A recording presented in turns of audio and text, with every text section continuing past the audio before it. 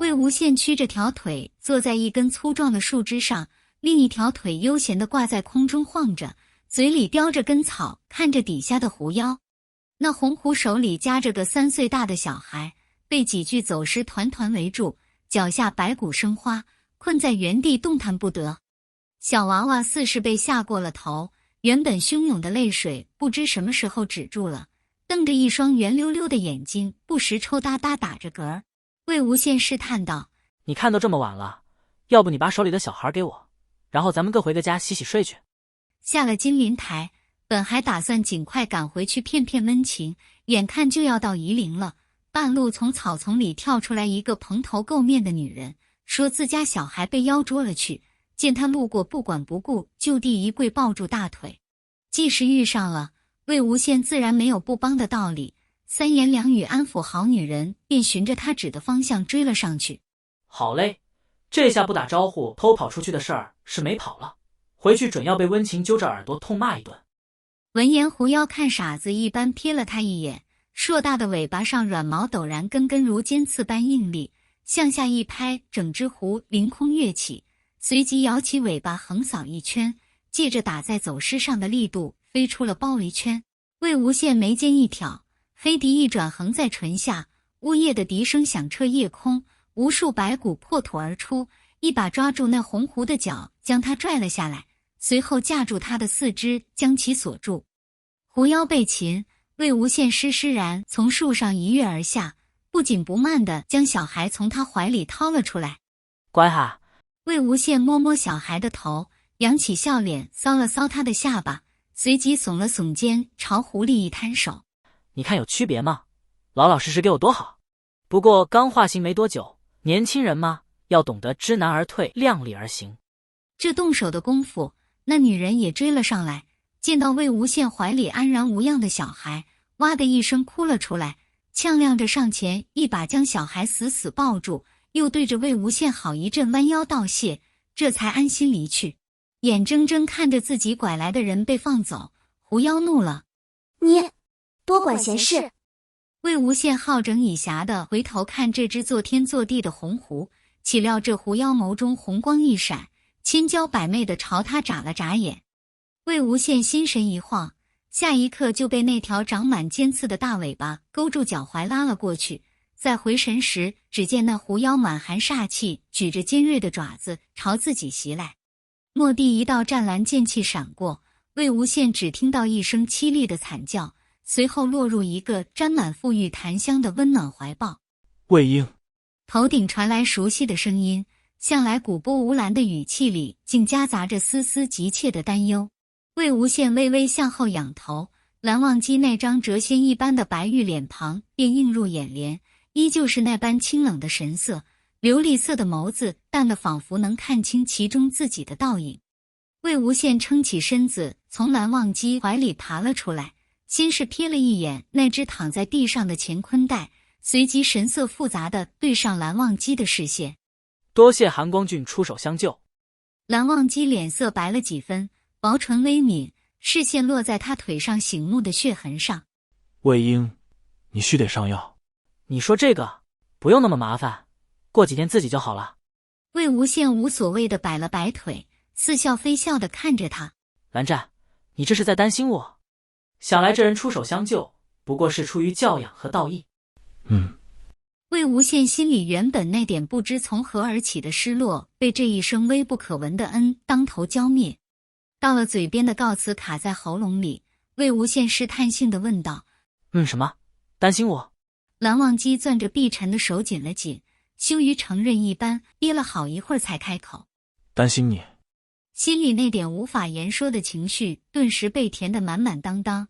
魏无羡立马笑眯了眼，蹬鼻子上脸一般，还想要更多，身体也十分顺从地朝着蓝忘机倒了过去，一副重伤不堪其重的模样，心安理得在他怀里左蹭右蹭。魏婴，你如何？蓝忘机立马将人扶住，让他靠近怀里，小心翼翼避开伤口。魏无羡这下不聋了：疼，好疼啊！蓝湛，那狐狸尾巴扎人的很。这话里几分真假无暇去管了。蓝忘机顿时慌了神。我送你回乱葬岗，温姑娘在。这里离乱葬岗已是不远，魏无羡受了伤，也一直都是温情医治的，这话倒也没什么错。可魏无羡立马就不干了，被温情抓住他，偷跑下山，还带伤回去，怕是要被人拿针戳成筛子。魏无羡眨巴眨巴眼睛，揪着他的衣角，委屈巴巴地看着他。不回去，我偷偷下山来的，回去肯定要被温情骂死。好蓝湛，我这伤又不严重，你这肯定有伤药，裹一裹就好了。都这么晚了，咱们就别折腾了，找家客栈休息一晚呗。蓝忘机瞬间败下阵来，轻叹一声，转过身去，抚着腰弯下膝要去背他。魏无羡被他的动作吓了一跳，连忙跳开几步，躲过他的手。不用了，不过是被一大尾巴缠了一下，不打紧的，大男人还要人背，太难看了。蓝忘机垂了眼睑，很难看吗？顿了顿，又道：可你也背过我的。魏无羡愣了愣，似是在回忆自己何时背过蓝忘机。两人僵持了片刻，蓝忘机倏然一手环上他的背，微微俯身，另一手去抄他的膝弯，径直将人抱了起来。魏无羡惊了，蓝湛。待到被抱着走了一路，当着客栈老板和小二的面被蓝忘机抱上了楼，魏无羡已经面不改色，内心毫无波澜了，甚至在蓝忘机怀里找了个更舒适的姿势。比脸皮厚吗？他魏无羡还没怕过谁？再说这抱他的人还是冰清玉洁的韩光君，怎么算都不是他亏。魏无羡十分惬意地享受着蓝忘机端茶递水清理伤口的服务，想起从方才便被自己遗忘的一个问题。蓝湛，你怎么来夷陵了？还那么刚巧出现在那里？蓝忘机拿着药瓶的手顿了顿，淡然道：夜猎，路过。这个回答好像有点耳熟。魏无羡挠了挠脖子，想起上回他带着阿苑在街上碰到蓝忘机，那时他也是这4个字。魏无羡不禁感叹，蓝湛果真不愧韩光俊这个名号，连夷陵这寻常修士避之不及的地方都3天2回的跑，好一个逢乱必出的佼佼君子。夜色已深，喧嚣的尘世气息磁浮在漆黑如墨的夜空下，屋内几盏灯火随着微风轻轻摇曳，满室的暖黄竟生出几分岁月静好的恬淡。魏无羡靠坐在榻上，从他的角度只能看见蓝忘机微颤的鸦青色羽结，薄唇微抿，只是这般却也能猜出这人是如何在认真而又温柔地给他上药。如这般没有针锋相对水火不容的相处，竟想不起来上回是在何时了。